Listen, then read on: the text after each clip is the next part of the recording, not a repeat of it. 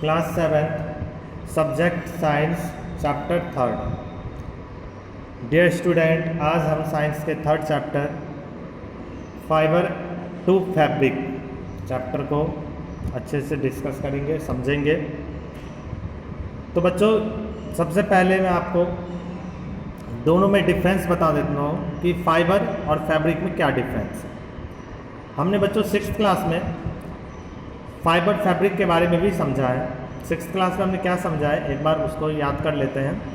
बच्चों, जो फाइबर होता है आपका, इसको हम कहते हैं रेशा या तंतु। हिंदी में अगर फाइबर की मीनिंग देखेंगे, इसका मीनिंग होता है रेशा या तंतु। और फैब्रिक का मतलब होता है बच्चों कपड़ा, यानी कि वस्त्र। तो बच्चों, हमें पता है कि जो वस्त्र है, जो भी कपड़ा है, इसके अंदर एक एक रेशे होते हैं, बहुत सारे रेशे होते हैं, एक एक करके। उन रेशों से एक के ऊपर एक रख करके उनको अच्छे से वर्टिकल और हॉरिजॉन्टल में शिफ्ट करके उनको फाइबर से क्या बनाया जाता है, फैब्रिक बनाया जाता है। ये तो प्रोसेस है फाइबर से फैब्रिक बनने का। ये आपका फैब्रिक बन गया, यानी कि आपके पास अब क्लॉथ बन गए, वस्त्र बन गया, कपड़ा बन गया। आप उस कपड़े से टेलर के पास जा करके हम उससे शर्ट, पैंट, जो भी हमें बनवाना होता है वो हम बनाते हैं। क्वेश्चन बच्चों यहाँ है कि जो ये फाइबर है, ये कहाँ से आता है, फाइबर की प्रोडक्शन कहाँ से होती है, कैसे होती है, और इसके बारे में और अच्छे से हम डिस्कस करेंगे इस चैप्टर में। तो बच्चों, फाइबर क्या है ये तो आपको पता लग गया, लेकिन फाइबर कैसे बनता है इसके समझते हैं। तो बच्चों, फाइबर बनने के दो मेथड हैं। या तो आपका फाइबर बनेगा प्लांट से, या तो बच्चों आपका बनेगा, अगर हम नेचुरल फाइबर की बात करते हैं, तो या तो प्लांट से बनेगा या तो एनिमल से बनेगा। नेचुरल फाइबर मीन्स जो हमें इस नेचर से प्राप्त होती हैं। तो वहाँ से केवल दो ही सोर्सेस हैं फाइबर के, या तो वे प्लांट से मिलेंगे या तो वे आपके एनिमल से। इसके बाद बच्चों, कुछ छोटे मोटे इंसेक्ट हैं जिनसे कि हमें रेशम और भी बहुत सारे धागे, थ्रेड प्राप्त होते हैं, तो उन सब से हमें नेचुरल फाइबर मिलता है। इसके बाद बच्चों, फाइबर को हम लैब में भी बना सकते हैं, जैसे नायलॉन, पॉलिस्टर। ये ऐसे फाइबर हैं जो कि नेचर में नहीं बनता, जिनको कि प्लांट से या एनिमल से नहीं निकाले जाते, इनको लैब में बनाया जाता है। लैब में कैसे बनाते हैं, इनका क्या प्रोसेस है, वो तो डिस्कस हम नेक्स्ट क्लास में, नेक्स्ट चैप्टर में करेंगे। लेकिन आज इस चैप्टर में हम ऐसे फाइबर के बारे में अच्छे समझेंगे जो कि हमें एनिमल से और प्लांट से मिलता है, जो कि नेचुरल फाइबर। सबसे पहले मैं बच्चों आपको कुछ एनिमल्स दिखाना चाहता हूँ, जो कि आपके बुक में भी हैं, आप देख सकते हैं। और यहाँ से देखिए, ये इस एनिमल्स को आप पहचानते होंगे। ये आपका कौन सा एनिमल है, सीप, भेड़ है बच्चों ये।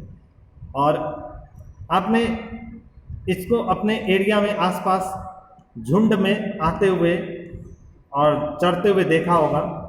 बच्चों, जो ये भेड़ है, फिर ये आपके हो गए गोट, हो गए बकरियां, हो गई ऊंट, हो गया। इसके बाद बच्चों ये आपका अल्पाका है, फिर बच्चों आपका ये याक हो गया, ये ऊपर। तो ये जितने भी एनिमल्स आप देख रहे हैं, कहीं ना कहीं हमें इन एनिमल्स से ही जो नेचुरल फाइबर है वो प्राप्त होता है।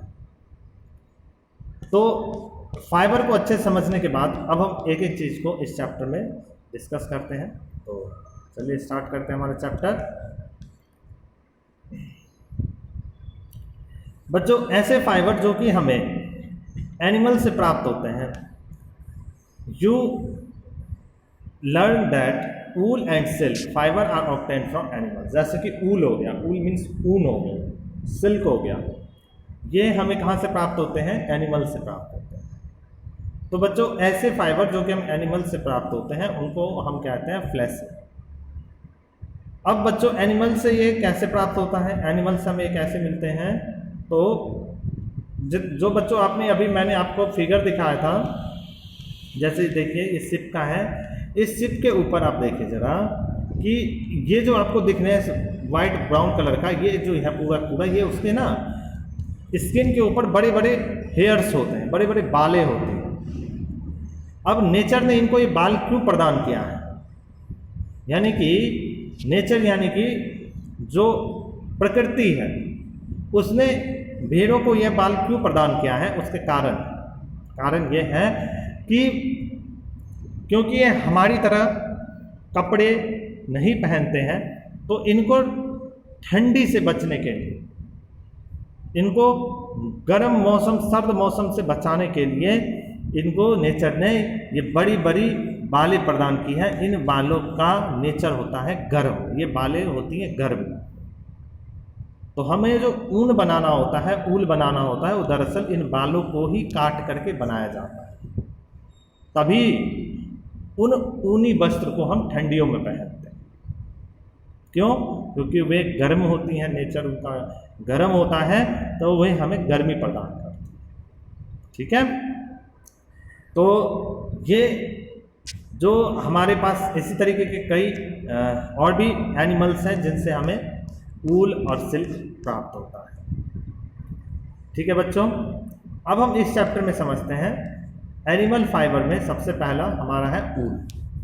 ऊल यानी कि ऊन, और आप सभी के पास ऊल से बने हुए स्वेटर या फिर दस्ताने, टोपी, कुछ ना कुछ अवश्य होगा। तो ऊल कम फ्रॉम शिप, कहाँ से आता है? ये शिप से आता है, गोट से आता है, याक से आता है, एंड सम अदर एनिमल्स।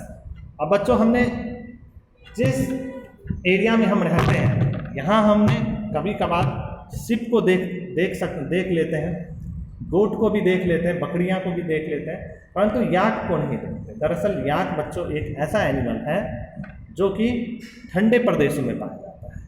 जैसे कि हम अगर अपने इंडिया की बात करें तो इंडिया का जो नॉर्थ साइड है, जैसे जम्मू कश्मीर, लद्दाख, लेह, यहाँ पे बच्चों बर्फीला इलाका है, यहाँ ठंडे प्रदेशों में याक पाया जाता है। इस याक में से बड़ी बड़ी जो बालें होती हैं उनको काट करके ऊन बनाया जाता है, और उस ऊन से कपड़े बनाए जाते हैं जो कि हम सब पहनते हैं, जो कि मनुष्य पहनते हैं। तो ऊल हमें इस तरीके से एनिमल से प्राप्त होता है, जिसमें मेन एनिमल शिप है, गोट, याक और अदर एनिमल्स। ओके स्टूडेंट, अब ये जो बच्चों हेयर्स होते हैं ना, ये पुअर कंडक्टर ऑफ हीट होता है।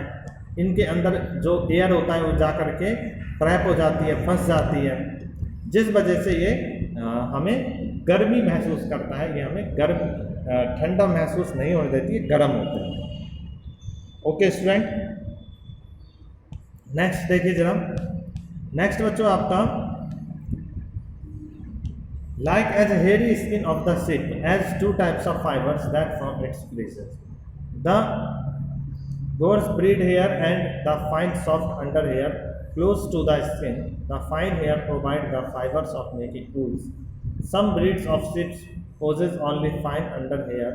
Their parents and especially choose to give birth to sheep which have only soft under hair. This process of selecting present of obtaining a special character in their offspring such as soft under hair sheep is termed to selective breed। Means बच्चों, हमें जो ऊल प्राप्त होते हैं, हमें जो ऊन प्राप्त होता है वो टू टाइप्स के होते हैं, जिनमें से एक आपका तो सॉफ्ट होता है बहुत ही, और एक आपका फाइन सॉफ्ट होता है, एक आपका क्रॉस ब्रीड हेयर होता है, जिनसे हमें ऊन हमें प्रोडक्शन मिलता है, प्राप्त होती है। नेक्स्ट है बच्चों animals that yield wool. Animals जिनसे कि हमें ऊन प्राप्त मिलता है, जो जहाँ से हमें ऊन मिलती है। तो बच्चों यहाँ पे मैंने जैसा आपको दिखाया था एनिमल्स के फिगर, कौन कौन से एनिमल्स हैं जिनसे हमें ऊल मिलता है? तो आपका शिप, याक, उसके बाद गोट, कैमल, ठीक है, लामा। तो ये जितने भी बच्चों आपके एनिमल्स हैं, इनसे हमें क्या मिलता है? ऊल मिलती है। Several breeds of ships are found in different parts of country. However, fleece of ships is not the only source of wool through the wool commonly available in the market. Means बच्चों क्या है कि जो ship होती हैं, इनको mainly हम ऊल के लिए ही इनको पाला जाता है, इनको मवेशी पाले जाते हैं, क्योंकि इनसे हमें ऊल मिलता है। परंतु यह जरूरी नहीं कि हमें सिप से ही सारे ऊल मिलते हैं, क्योंकि अभी मैंने बताया कि सिप को छोड़ करके बहुत सारे भी ऐसे एनिमल्स हैं जिनसे हमें ऊल मिलता है, लेकिन मार्केट में अधिकतर हमें जो ऊन दिखाई देता है वो किसके होते हैं? सिप के ही बने होते हैं, यानी कि वे भेड़ से ही बनते हैं। तो बच्चों, इसमें आप इसी तरीके के बहुत टाइप के एनिमल्स देख रहे होंगे। आपको आज होमवर्क में यही करना है, वे जितने एनिमल्स आपको याद हैं या आपने देखा हो, उनमें से सभी एनिमल्स जो कि हमें ऊल देते हैं उनके नाम लिख के लाओ। फेयर कॉपी में लिखना है उन सभी के नाम। ओके स्टूडेंट, कल हम इस चैप्टर को आगे बढ़ाएंगे जिसमें फाइबर कैसे बनता है ऊल से और क्या क्या उसके प्रोसेस हैं, इन सारी चीज़ों को अच्छे से डिस्कस करेंगे। तो आज के चैप्टर में इतना ही। थैंक यू बच्चों।